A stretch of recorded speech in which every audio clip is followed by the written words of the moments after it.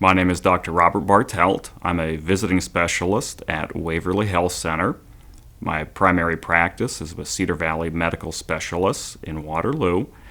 I've been coming to Waverly Health Center to perform surgeries and see patients with orthopedic problems since 2016.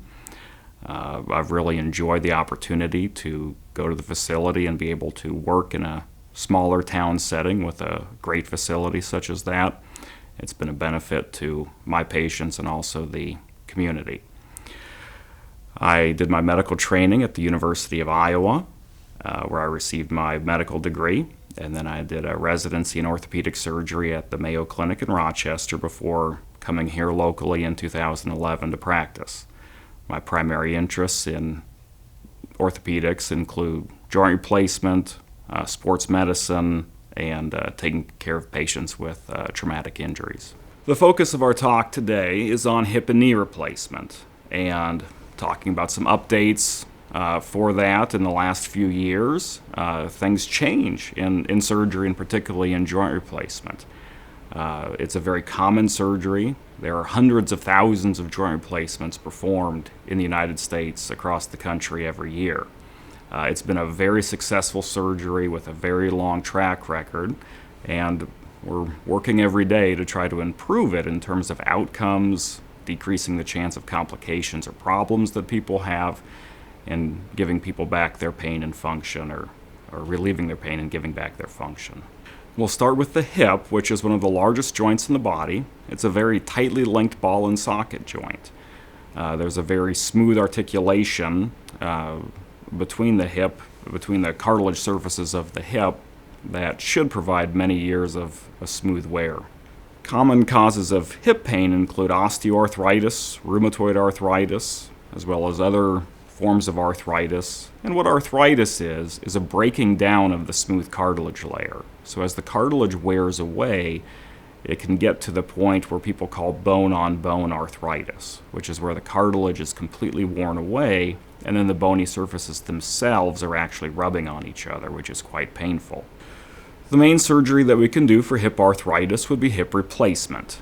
It's been performed in the United States since the 1960s. It has a very successful, as we said, long track record of relieving people's pain.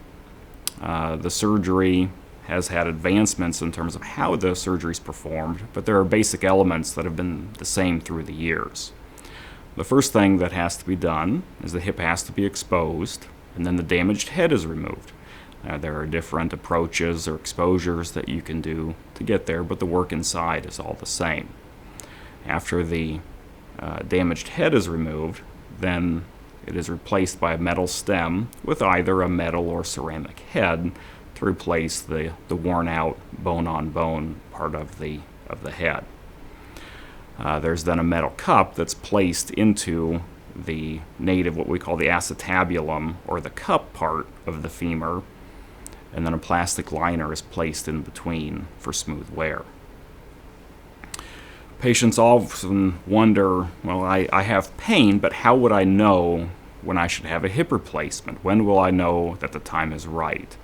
And what we tell people is that ultimately it's really up to a conversation that we have to have about why you're having pain, how much pain you're having, what things you've tried to relieve the pain, and the success of those to determine whether to have a hip replacement.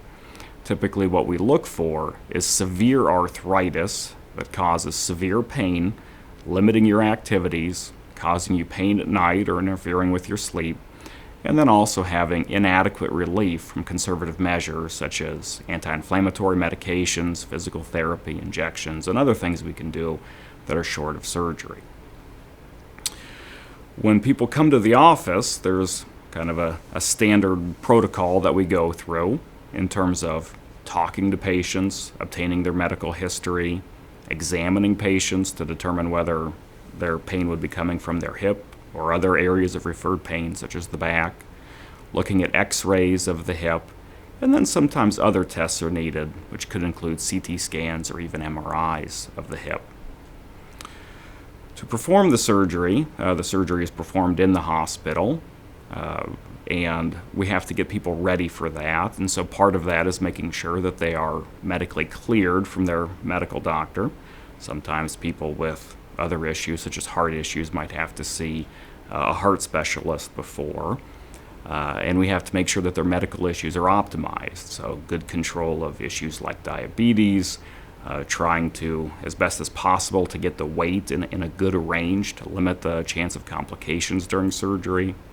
We also try to talk with people about what to expect after surgery, immediately after surgery, as you're recovering afterwards, and then as well as long-term as well. And then also planning for caring for people after surgery. And so obviously, as people are recovering from surgery, their mobility is limited, and it takes time to build your strength back up. And during that time, people need help. In terms of outcomes after hip replacement, as we said, it's been a very successful surgery with a very long track record. The time in hospital for most patients really is 1 or perhaps 2 nights, but we're really kind of getting people up and moving a lot faster than they did in the past, and thankfully that's led to faster recovery without really having more complications. In terms of recovery, as we said, it's typically 1 or 2 nights in the hospital, 2 to 3 weeks of early recovery, during which time people would use a walker or cane, and then several months to really kind of gain full strength and get back to activities afterwards. There are risks of complications after surgery. So the general risk of complications after hip replacement is about 3 to 4%. So about 3 or 4 out of 100 chance of things like having a blood clot, an infection, medical complications, feeling like your legs are unequal in length, having a dislocate, or having a fracture. And so there are many things that potentially could be a complication. Thankfully, they're all individually fairly rare and add up to about 3 or 4% chance of complications. We take precautions to limit the chance of that, but unfortunately we can't guarantee that nothing bad would happen. After surgery, there are some activities that you have to be careful of after joint replacement, and so we certainly try to avoid repetitive pounding, such as running, jumping, and those sort of sporting activities. In addition, with the hip replacement, you have to be careful that you don't have a dislocation of the hip. And so people do have to be somewhat careful about the positions that they twist themselves into to make sure that the hip stays in place.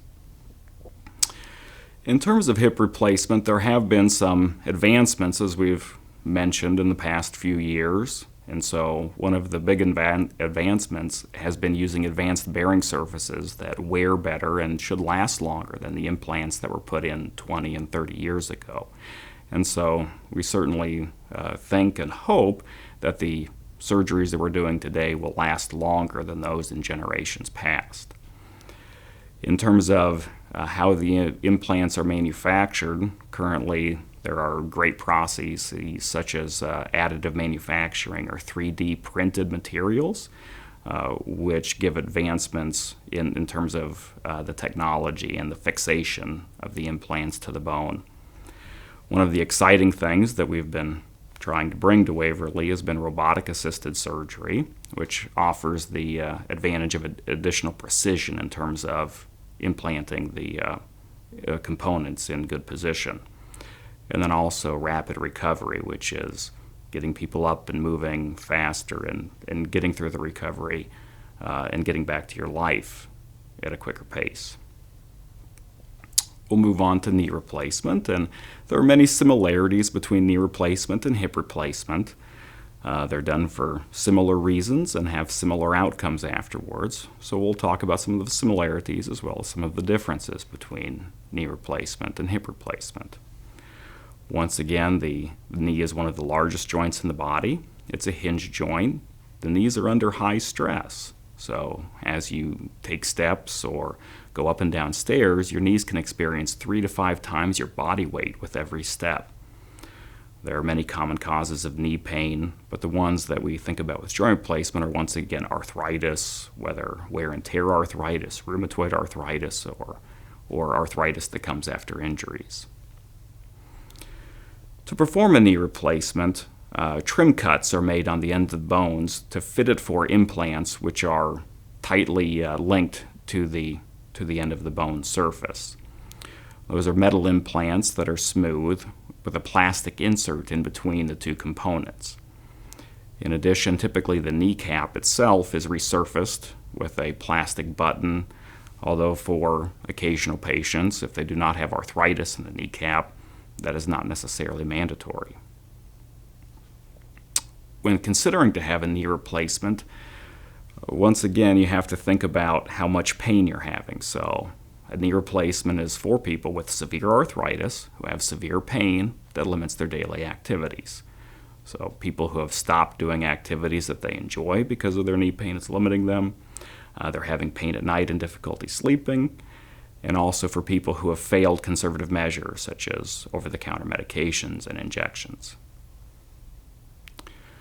When planning a knee replacement surgery, it is a fairly similar process to hip replacement. So once again, it's typically 1 or maybe 2 nights in the hospital. The first few weeks involve a lot of therapy in getting the motion back, as well as using a walker and transitioning to a cane. I would say that knee replacement is typically more painful than hip replacement, and it's a lot more dependent on therapy in the early stages of getting the motion back and getting around.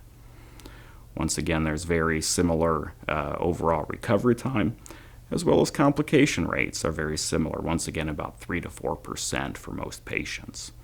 And in terms of long-term activities, once again, people can get back to many activities that they like doing, such as hiking, walking, biking, dancing, swimming. We just want people to try to stay away from high-impact sporting activities. In terms of knee replacement, there have been, once again, new developments over the last few years. These things have created more durable implants that should last longer and give people better use over time, in addition as decreasing the recovery time and getting people moving again. And so the big things that have come out in the last few years would be press-fit implants that don't require cement. Those are good for people with good, strong bones that can form a durable bond in between. And that should hopefully last longer than cemented implants for young patients. Robotic-assisted surgery has also come to knee replacement, offering greater precision for how the cuts are made and how the implants fit, as well as rapid recovery programs that get people up and moving faster.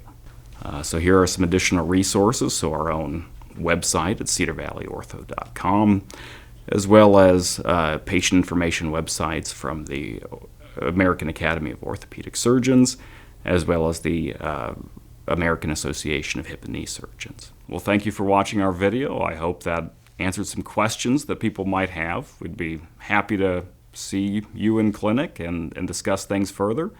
The best way to get a hold of us is to call our office at 319-833-5381 to make an appointment. And we see patients in Waverly as well as Waterloo.